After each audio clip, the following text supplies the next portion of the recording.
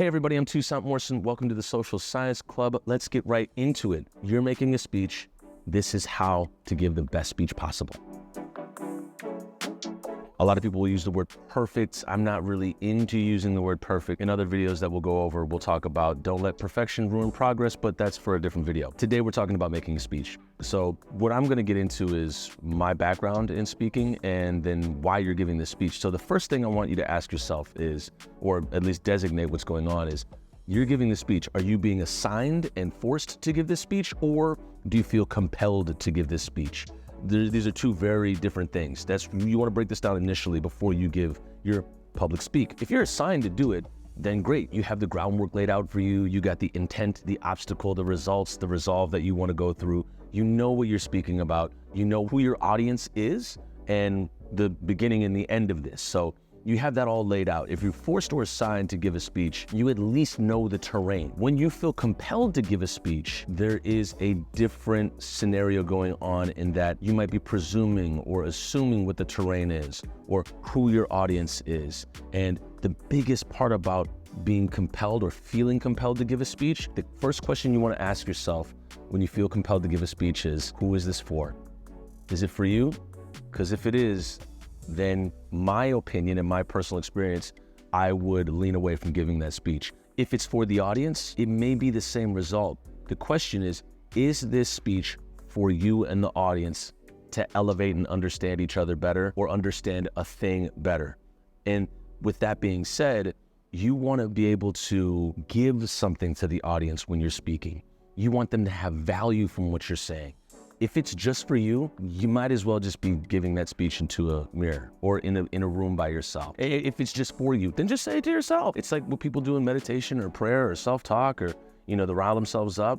If it's just for you, then that speech is just for you. And that's okay, that's great. However, public speaking, we're gonna go back a little bit. If it's assigned or forced, you know the terrain. If you feel compelled to and you know that it's of value to the audience, all right, then we're going to assess the terrain. So let's go back to forced or assigned. The first thing you want to figure out is, why are you making the speech? Why are you being assigned to make the speech? The second thing is, what is the information you're hoping to deliver? What are you hoping to inform the people? Like, what do you want them to know? And it's not always in what you're saying. Most of the communication that we have is nonverbal. So it comes from the subtext, it comes from the emotion, it comes from the gesture, it comes from a lot of things that you're giving to the speech. Otherwise, they might as well be reading a piece of paper, right? So that being said, the way that I go about giving a speech when I'm assigned or forced to, an example is I was at a wedding and I gave a speech for one of my good friends as one of the groomsmen. And the thing that I look for, even when I feel compelled to give a speech or assigned to give a speech, is I look for three things in this. One is a story, two is a hook, and then three is a conclusion, an exit point. Got to get out of there.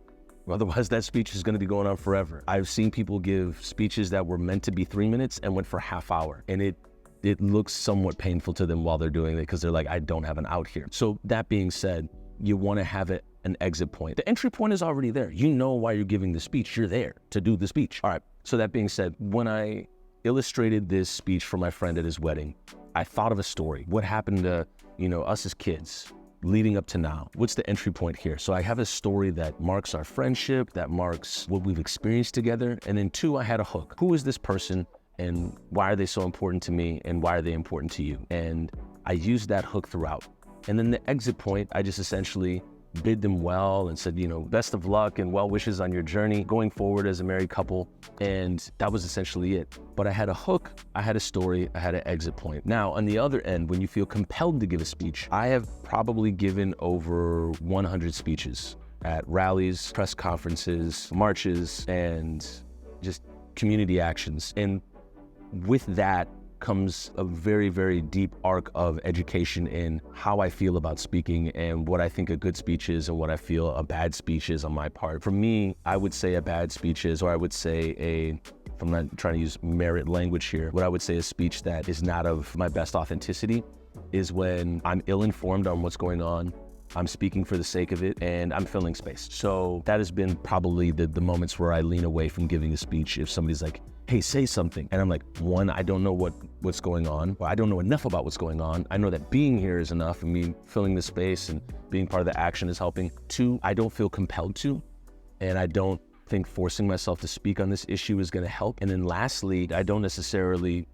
feel that my voice is gonna assist this. I think somebody else could talk and actually be better for it. So those are three things where I ask myself, does my voice need to be asserted into this situation? If not, then great, just me being here as a person or showing up for a protest or for a rally or for a friend's art show or for a friend's wedding, me being there is enough. I don't have to say anything. So that's a question you need to ask yourself. Is your voice adding to the moment? Is what you have to say going to be of value to the people listening to it? Is what you have to say going to be of value to the people watching the recording of it? Think about that. Really, really dig into that.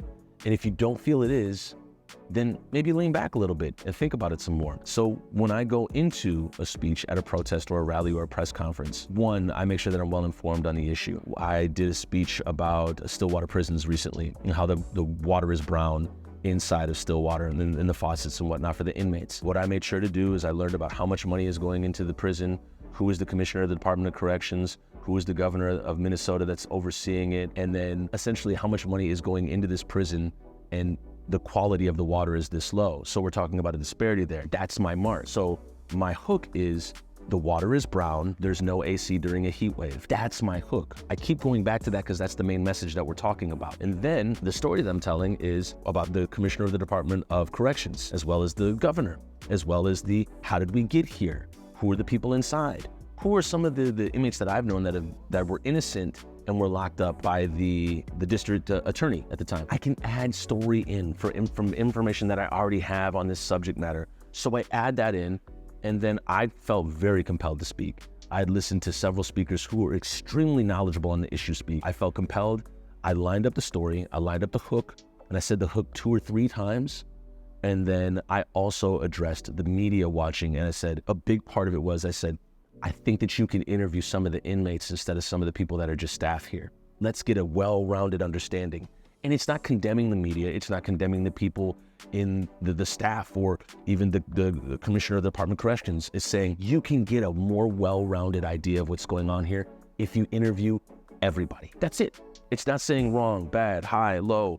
It's just saying, if you interview everybody, you're gonna get a better story. And I want you to have a better story. So that's what went into my speech. So I had a story, I had a hook, and I had an exit point. Now, there are some times where you'll be pulled into giving a speech or public speaking, and you will not have any time to get prepared whatsoever. This happened to me on April 20th or 19th, I believe, of 2021, when Derek Chauvin was found guilty for the murder of George Floyd, and was pulled to the top of a cement pillar, had a bullhorn, and was just giving a speech to keep the people focused on what's going on. With a lot of people in that area, sometimes tempers can go up and down, and people can kind of sometimes lose focus. Even myself, I lose focus of what's going on or why am I here. But to keep everybody on task, we got Mel Reeves up there to speak. So that is something where you have to go into an improvisational state. And that is, again, you have to remember hook, story, exit. Hook, story, exit. And for a lot of protests and rallies, you have what's called a lot of chants, back and forth and exchange. So for you to give an ideal speech, the main thing I will say that you should find it in yourself. A lot of people will say, you have to find the intent, find the obstacle, and then provide the resolution. So we're essentially, the intent is we want to win the game. The obstacle is getting through the other team. The result is we win the game. I know that's a formulaic way of going about it, and that may work for some people. What I'm offering you is the way of going, finding it in yourself first. Why are you giving the speech? And then how you'll give it, as I just said earlier, story, hook, exit. And then going forward, you want to understand, you want a result from it. You want a better understanding between you and the people that you're speaking to. And you want both speaker and audience to elevate from that speech. And I'll finish with this an example. I coach a youth soccer team. And I said, and this is just a very small example of public speaking, I said, hey, we're doing great out there. We're doing really, really great. The one thing, let's just think about this. Don't let them get behind the defense. And I said, repeat after me, everybody. Don't let them get behind us. And then they repeated that after I said that. And what it did was it helped out the goalie, because when everybody got behind the defense, the goalie was then left by themselves. So the heart of the speech was, I want you to help out this goalie here. I think that you can. I know that you can. And what are we here to do? Not let them get behind us. It was a very, very simple speech. And it was a very simple, intense, obstacle, result, hook, story. You know, it was what it was. And with the story was, hey, so this kept happening and we don't want to leave our guy out there. We don't want to leave our person out there to dry. So let's not let them get behind us. So to wrap this up, to have an exit here, what I'm saying to you is find the core and the spirit and the soul of why you're making the speech. And then going from there, add the hook, the story, the exit. Utilize all three of those. And they don't have to go in that order. You can start with your entry point. You can even start with, I'm going to wrap this up with this, and then go into the story, the hook, and then wrap it up with what you said you were going to wrap it up with. So find your formula, find the reason why you're giving the speech, and good luck. We'll see you in the next video.